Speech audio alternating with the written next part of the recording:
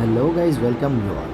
এটা আমার কলকাতার থেকে উড়িষ্যার একটা ছোট্ট ট্রিপের একটা ছোট্ট ক্লিপ, যেটা আমি তৈরি করেছি।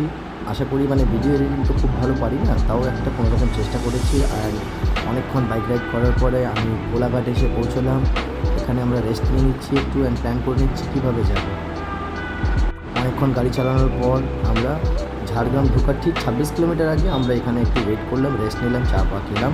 চা খাওয়ার পরে এখান থেকে আমরা বেরিয়ে পড়েছিলাম রুম খোঁজার জন্য, কারণ বেলপাহাড়ির আশেপাশে রুম পাওয়া যাবে না, তাই জন্য রুম ফোম খুঁজে আমরা রাত কাটিয়ে কোনোরকম সকালবেলা চলে এসেছি। এটা তালবেড়িয়া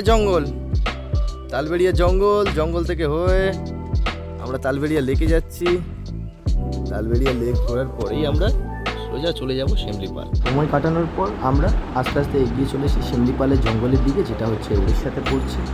আমরা বেলপাহাড়ির জঙ্গলের ভেতর থেকে হয়ে ভেতর থেকে আমরা দিয়ে ঘাটশিলা হয়ে পুরোপুরি চলে গেলাম ঘুরতে শিমলিপালের দিকে।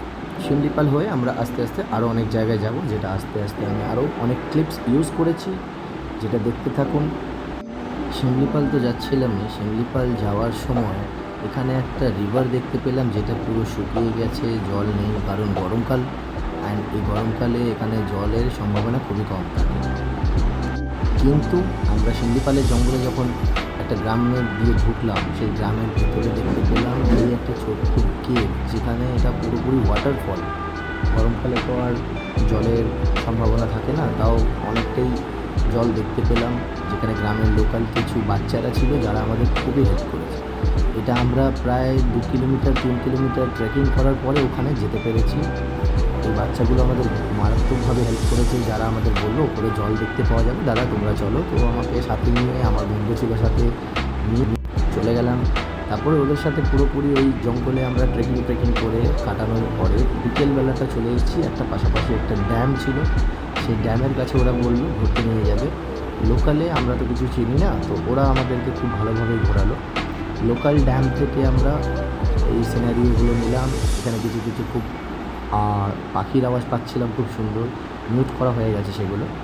খুব পাখির আওয়াজ, জঙ্গলে যখন ছিলাম জঙ্গলের একটা শব্দ, মানে একটা আলাদাই অনুভূতি।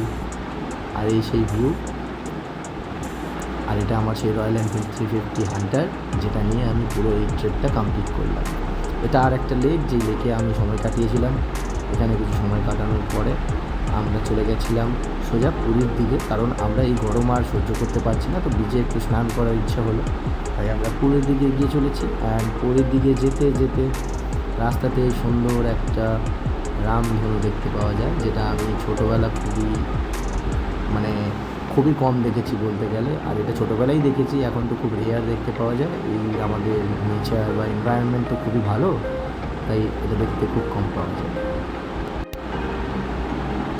আরও এগুলো কিছু শর্ট ক্লিপস অ্যান্ড সাথে কিছু ফটোজ অ্যাড করেছি। অ্যান্ড সব কিছু তো দেখানো সম্ভব না। অ্যান্ড সত্যি বলতে গেলে আমার পার্সোনাল ভিডিওগ্রাফারগুলো কেউ নেই, যা করেছি নিজে ভিডিও করা থেকে শুরু করে। অ্যান্ড পেছনে আমার একটা বন্ধু গেছিলো, যার হেল্পের জন্য অনেক ভিডিও সম্ভব হয়েছে। আদারওয়াইজ যা গরম ছিল সহ্য করা খুবই টাফ। অনেক রাইডার্সদের সাথে রাস্তায় দেখাও হয়েছে, দেখেছি আমার সামনে দিয়ে যাচ্ছে, অনেকের সাথে বসে গল্প হয়েছে। অ্যান্ড আশা করি তোমাদের এই ভিডিওটা খুবই ভালো লাগবে। খুব এনজয় করেছি, রাইড করেছি। অ্যাকচুয়ালি আমি রাইড করতে ভালোবাসি, তাই রাস্তাতেই ঘুরে বেরিয়েছি বেশি।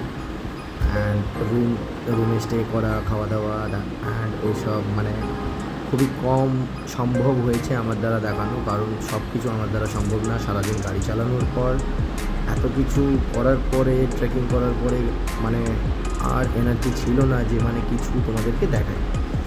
সো আশা করি তোমাদের খুব ভালো লাগবে এই ভিডিওটা। অ্যান্ড এই ভিডিওটার শেষ পর্যায়ে চলে এসছে। অ্যান্ড আমরা রাস্তা দিয়ে যেতে যেতে খুবই রাত হয়ে গেছিলো পুরী যেতে অবশ্য। ওখান থেকে হয়ে আমরা পুরীর বিচে যাচ্ছিলাম। পুরীর বিচে গিয়ে পুরীর বিচে একটা রাত কাটালাম। পুরীর বিচ থেকে হয়ে আমরা আবার চাঁদিপুর বিচে গেছিলাম, তার পাশেই চাঁদিপুর পরে। ওয়াইল রিটার্নিং টু কলকাতা, চাঁদিপুরে রাত কাটানোর পরে আমরা পুরোপুরি কলকাতাতে ব্যাক করেছি। খুবই রেস্ট নিয়েছি, খুব এনজয় করেছি। অ্যান্ড তোমাদেরকে অসংখ্য ধন্যবাদ এই ভিডিওটা দেখার জন্য। Thank you.